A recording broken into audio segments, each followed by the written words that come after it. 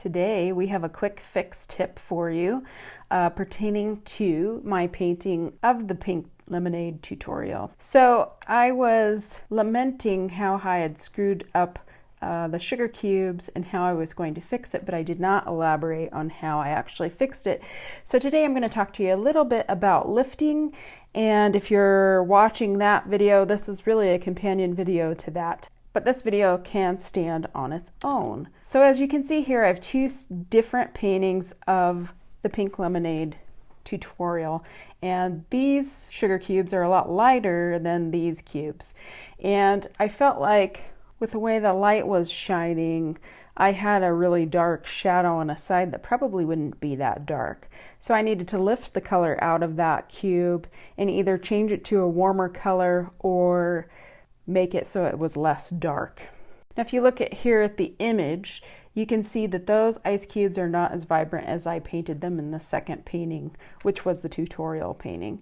So here I'm just going to demonstrate how I would lift color and make something lighter. And you can do this by lifting with clean water, a brush, and by using a paper towel. So here I'm just mixing up the colors that I used for my sugar cubes. This is Moonglow, and sometimes your ability to lift is going to really depend on the colors that you have used. And I'm going to put it on the side of the sugar cube where I initially put this color. And I have diluted this color quite a bit. And the lifting technique is good for creating a highlight somewhere like we did on the lemons in the lemonade video, or just anywhere. Here we have a close-up, and I'm lifting with a paper towel. So you can approach, if you're painting and your paint is still wet, you can lift it with a paper towel and lighten that area. So if you get it before it dries, it's pretty easy to at least lift some of that paint. In order to go into dry paint, you just get a clean brush with water, and I tap it on my water receptacle to make sure I get excess water off. I scrub the area that I want to lighten and lift with a paper towel.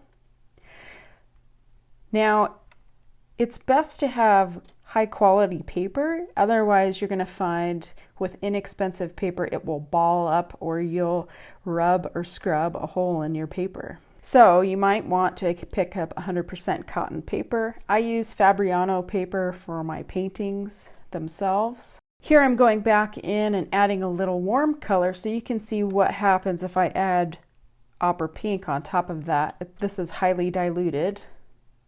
Here I'm scrubbing another side of a sugar cube to lighten that color. See, it works pretty well.